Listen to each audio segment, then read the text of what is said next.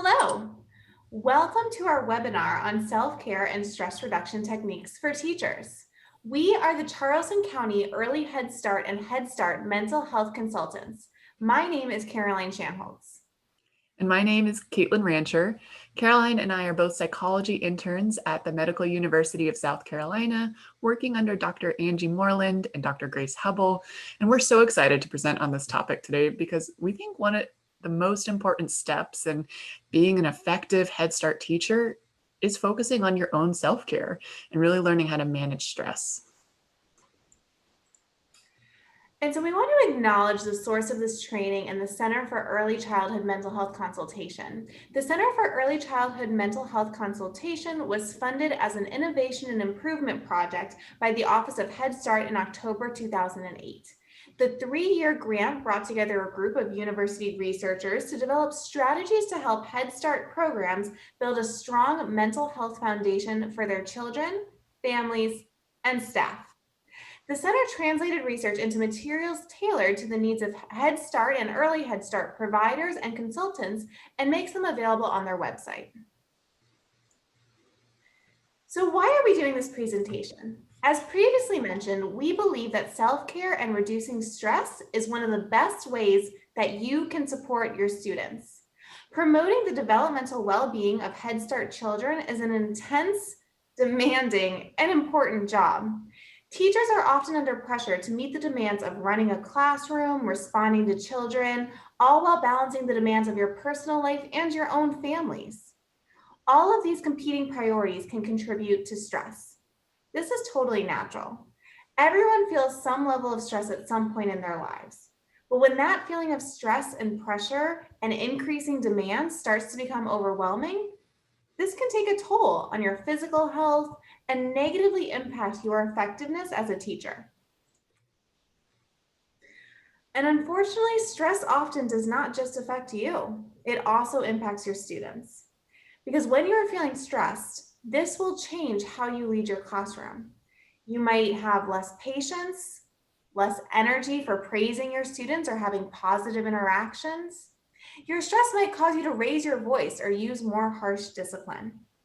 Students pick up on this stress, and when they are not receiving some of that positive teacher interaction or emotional nurturance, this can lead to more child behavior problems in the classroom, which then only leads to more stress for you. See the vicious cycle? And so we're here to help break this cycle. This webinar is going to cover 3 main objectives. First, we want to provide you some more information on understanding your stress. What is it? And then we want to talk about how stress is created and in turn, how it can be reduced. And finally, we want to give you some new tools to address your sources of stress and to promote more self-care. So first, let's dive a little bit deeper into understanding what is stress. So let's start with a warm-up activity. So remember, this training is all about how to reduce stress for you. And we all experience stress and have different ways of managing it. So some techniques may work better than others, depending on your individual values, your interests, your preferences, and your opportunities, what you have time for. So a stress buster, this is simply something you do to help yourself relax. So I want you to take a few moments and think about the last time you were feeling stressed. What did you do? How did you manage those feelings and those emotions, your body's reaction? What did you do to help calm down?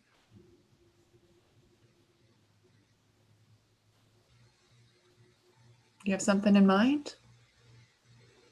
Did you maybe take a few deep breaths? Did you go for a walk? Did you talk to a friend about how you're feeling? Are you not sure? Can you think of anything? Because I want you to complete the following sentence, that one of the best things I can do for myself when I'm feeling stressed is, and I'm wondering how easy or hard was it to come up with a stress buster? Was this challenging? Because being aware of what works for you, this is a really important first step in managing your stress. But don't worry, if you couldn't think of anything, that's what we're here for. We're here to give you some more tools and resources on how to bust your stress. So getting into what actually is stress. So stress is a physical, mental, and emotional response to events that are causing bodily or mental tension. So some stress can actually be a good thing. Good stress helps you focus on a task or helps you perform at a higher level. If you think about if you have a big test or an important interview coming up, if you have no stress, you might not prepare. You might feel bored, you might lack attention or fall asleep during the test. And so here, a little stress is actually helpful. It encourages you to study, helps you prepare, and actually improves your performance. But too much stress can be harmful. This is the kind of stress where we feel overwhelmed, the kind that makes us think, what's the point of even preparing or studying? Because I'm only going to fail. I can't do this. That kind of stress is called distress. It can have a negative impact on your body and your mind and your ability to deal and really cope with the present situation. And so there are many sources of stress for teachers. This can include things like tension between parents and other coworkers, feeling underutilized, like you're not able to use the skills and training that you have, having environmental issues like noise or lack of space for your classroom or shifting commands, feeling disorganized, difficulty with personal concerns like your life outside of being a teacher, thinking about your family, your financial system, your health, having a lack of clear communication with coworkers, with supervisors, with others in authority, having too much work to do and not enough time to do it, or too many children in that teacher-student ratio, managing difficult child behavior in your classroom, or feeling like there's limited opportunities for advancement or professional growth or training. And also just feeling like you have little control over how you're performing or how you do in your job. And I'm sure you guys can think of even more, especially as we're adapting to online teaching and coping with a pandemic. Because in addition to all that teacher stress, I think we need to really talk about the source of stress coming from being in a pandemic. I'm sure this comes as no surprise, but the COVID-19 pandemic, this has caused many people to feel stressed, and for some good reasons. We know that it's unpredictable, it's unprecedented. We don't know what's going to happen next. We've not experienced something like this before, and it's unknown when it's going to end. When will things return back to normal? What will normal look like? So there's this sense of ambiguous loss, meaning that the loss is unclear, it lacks resolution. Our way of life has been so disrupted and we don't even know what the future holds, so we cannot create solutions to solve those problems. We may have made plans for summer vacation, for what the fall semester will look like, when we're going to come back to school, and I bet it didn't turn out the way we planned. And this ongoing series of losses, of canceled plans, this is driven by this constant change. And that constant change can really lead to a sense of loss of control. And altogether, this unpredictability, ongoing ambiguous loss, and loss of control from constant change, this can really contribute to more stress. And so here are some common symptoms broken down in different categories about what stress might look like for you. We have our cognitive types of stress where maybe we're having a hard time with our memory, difficulty concentrating on things we want to be doing, constant worrying and racing thoughts that we can't stop. Maybe emotionally we're feeling really down, feeling overwhelmed, feeling that anxiety and stress, the irritability, that we're angry all the time, we're just frustrated and we can't relax. We might feel it in our bodies too. You can see that kind of tension where maybe we're sweating more than usual. Our chest hurts from all this deep breathing we're trying to do. Our heart's pounding. Kind of makes us feel sick, like nauseous, headaches. And maybe we're changing our behavior too, where we're not as hungry or we're eating more than usual. Maybe we've developed some nervous habits like checking behaviors or feeling like we can't relax until we do certain things the right way. We might not be sleeping well. We might be sleeping too much. And we maybe are using more alcohol or drugs or other substances than we used to be doing. I'm wondering if you recognize any of these symptoms and how they might be impacting your life. Because it's important to be able to recognize when you're feeling stressed, if these look familiar, So hey, maybe I need to step it up and manage it. Maybe I need to do something about it. And on that note, let's move on to how stress is created and then also how to reduce it. And so far, we've talked about the external factors or situations that drive stress. But our own personal perception, our thoughts, or the stories that we tell ourselves about stress play a big role in creating or reducing our stress. Our thoughts can actually impact our feelings and our behaviors. Let me give you an example. Caitlin, will you help me out here? Of course. Okay, let's say that you had just finished a long day of preschool and all of the students were about to get picked up by their parents. Well, Johnny's mom arrives, and usually she greets you with a friendly hello and how are you? But today she simply grabbed Johnny's hand and walked into the car. What might you be thinking? Well, I guess my first thought might be, what's her problem? Is she mad at me? Yeah, you might think to yourself, wow, she didn't say hi to me. She must be really mad. So what do you think you'd do if that was your initial reaction? I mean, I guess I might avoid her for the next few days if whenever she came to pick up Johnny again. I mean, I don't want her to yell at me, and maybe I don't want to deal with her attitude. I'll just give her space. Yeah, I think that makes total sense. If you think someone's mad at you, you probably don't want to get into a confrontation with them, right? You might try to avoid them. And how do you think you'd be feeling in this scenario? Maybe confused or angry that if she's mad at me for no reason. Right. I mean, you just spent all day teaching Johnny and you think that you have a really good rapport, and then all of a sudden she's mad at you out of nowhere. I think that that makes total sense. But what if we could change that initial thought? Let's go with the same scenario. Johnny's mom arrives and she simply grabs Johnny's hand and walks into the car. What might be an alternative way of perceiving that situation besides that she's mad at you? Um, I mean, maybe she's running late, or maybe she's just having a really bad day.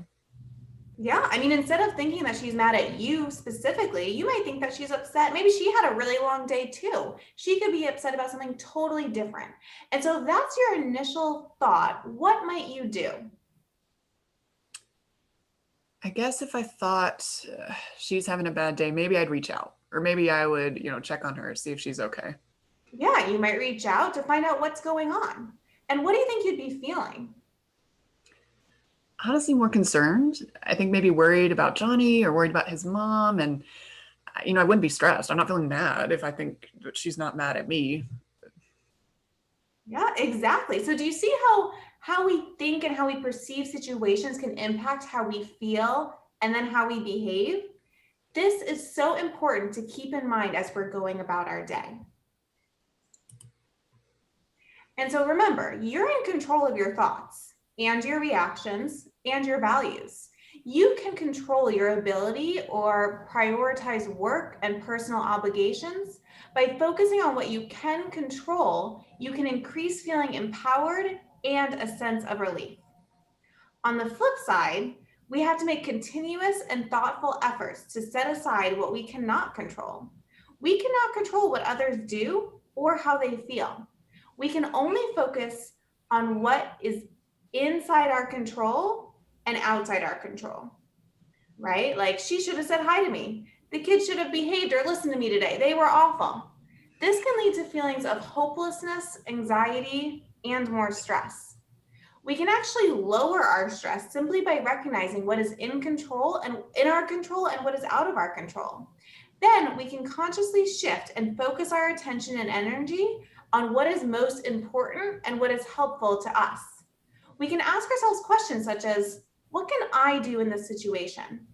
What other truth or story could explain what is happening around me? And so we can take a personal role in reducing our stress. Once we recognize that our thoughts influence what we do and how we feel, this can help us reduce our feelings of stress by shifting our thoughts to focus on what we can control. Now, this takes some mental flexibility. and recognizing that sometimes changing our thoughts is easier or harder depending on the situation and how much stress we're already feeling. So let's further explore some strategies to reduce stress. So next, we really want to talk about coping strategies. And maybe you've heard of this before, but a coping strategy is simply a way of managing stressful situations. It is a deliberate and planned approach with the ultimate goal of reducing, tolerating, or minimizing stress. The best thing about coping strategies is that they are individualized for what works for you. What works for me may not work for Caitlin, and what works for one situation may not work for all stressful situations.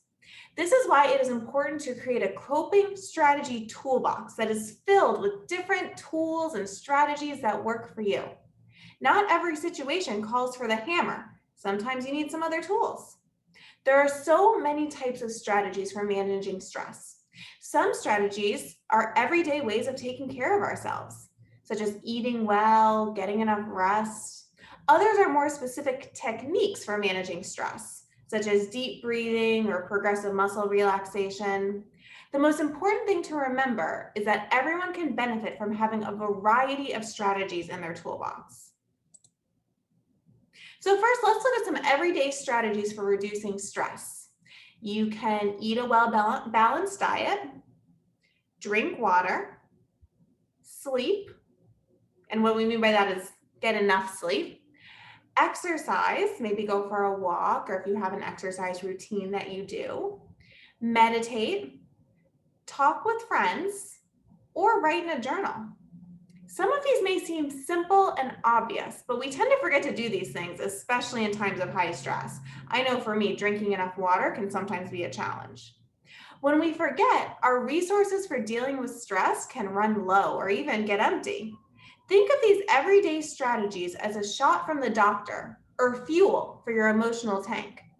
They can fight off the impact of more problematic stress and keep you going stronger for longer. Now, some of our everyday strategies have to be adapted to the pandemic. The first thing we can do is try to admit and accept that life is different now. If we continuously try to fight the change or compare it to what used to be normal, this only increases our stress. Accepting what is happening, even if we don't like it, is an important way to decrease stress.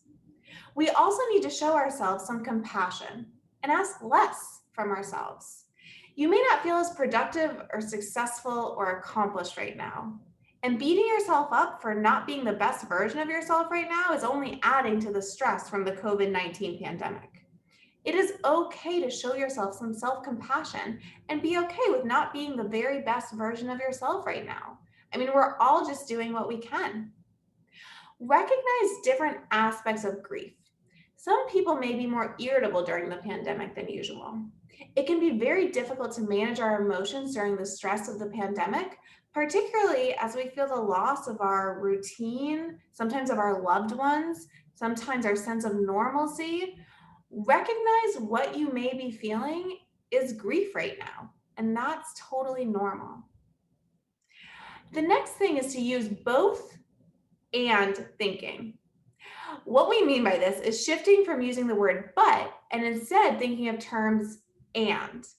For example, we might say things like, this is a really hard time, but I'm spending more time with my family. That but in that statement excuses or negates the first part of the sentence. The use of but can make us feel guilty for still feeling that it's a really hard time. But when we change the sentence to, this is a really hard time and it is a time when my family can come together. This allows space for both feelings to be true and valid. Next, find activities that fulfill you. This may look different for each person, but it's important that you find relaxation techniques that work for you and bring you joy. Doing more of these will help with pandemic stress, no matter what they are.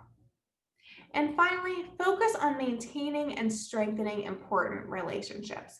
We have heard how isolated and lonely people feel worse during this time. This can contribute to stress, so making an effort to engage in healthy relationships is key. Absolutely. And as we mentioned, we want to give you some additional techniques that you can practice to help reduce your stress. We're going to review two of them today that maybe you can add to your toolbox for future use. So our first relaxed technique is deep breathing. And this can seem simple, but it's really effective. And it can be done anywhere, at any time. Controlled breathing works by helping us calm down. It helps to keep our thoughts calm and relaxed. And actually, biologically, we know that when we exhale our breath, when we breathe out and exhale oxygen, this actually slows down our heart rate and our blood pressure. Because when we're feeling stressed, we tend to take in more air more quickly, and this kind of short, quick breaths, and that actually increases our heart rate. It increases this feeling of anxiety and stress. And so deep breathing is all about slowing the intake of oxygen, calming our body, and calming our mind. And so I know I have a hard time not letting my mind wander when I'm doing some of these deep breathing. And so sometimes it can help to have a word or a phrase that you repeat to yourself, or sometimes for counting. But I like to think about the word relax every time I exhale. Now let's practice this together. In a minute, we're going to start this syncing your breath with this clip here.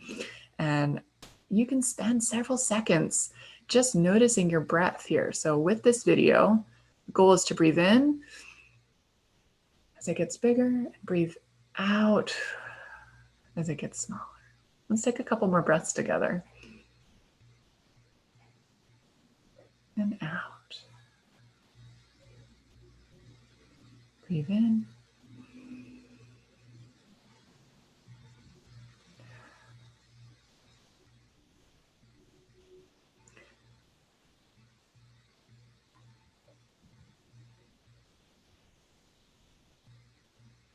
You can spend even 15 seconds doing this. You can spend longer. This technique can really help you relax in times of stress.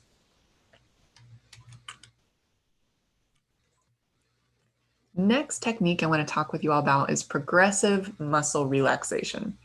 So this is used for intentionally and thoughtfully relaxing our muscles when they might feel tight because of emotional stress. And this technique focuses on each muscle group individually and brings awareness to when your muscles are feeling tense and then when your muscles are feeling relaxed.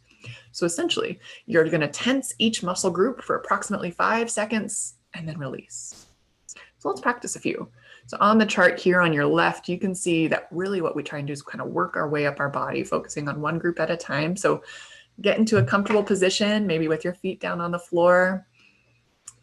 And when you're ready, I want you to curl your toes as tight as you can. Hold them tight. And okay, then relax and wiggle them out. Do you notice how different they feel when they're tight versus when they're relaxed? Let's try with a different part of your body. Let's try with your hands. So I want you to pretend for a minute that you are squeezing 2 lemons as hard as you can. So squeeze, squeeze, squeeze, squeeze, squeeze. And then relax. Wiggle all those fingers. Notice the difference between what tension feels like and what relaxed feels like. Let's do one more. How about let's try our shoulders. So I want you to pull your shoulders up as high as they can go. Higher, higher. Oh, feeling that tension. Let it go. Roll them out. Drop those shoulders back and down. Notice how they feel different when they're relaxed. You can do this technique with all of your different muscle groups, and kids can join you. That's what we have here on the right is these visual images that can be really helpful for kids when they're thinking about how do I target different muscle groups, like squeezing lemons with your hands, hiding in your shell, or squishing your toes through some mud. These are all just different ways to help them focus on different parts of their body to notice that tension and then the relax. So what we know about all these different relaxation techniques and all these stress busters you have in your toolbox is that the more you practice them, the easier and the more helpful they are when you're feeling stressed. And so if you'd like to practice these techniques more, here's a great website that has guided audio files, things that will guide you, you can listen to and work on relaxing following their instructions. We recommend that you actually practice these tools both in times when you're feeling calm when you're already feeling pretty relaxed and in times of stress so that you can reach for these tools when you need them in those high periods. Now, if you want more help, feel free. You can always reach out to us online. You can send us an email or bump us on our website or social media. We're always happy to offer a free consultation.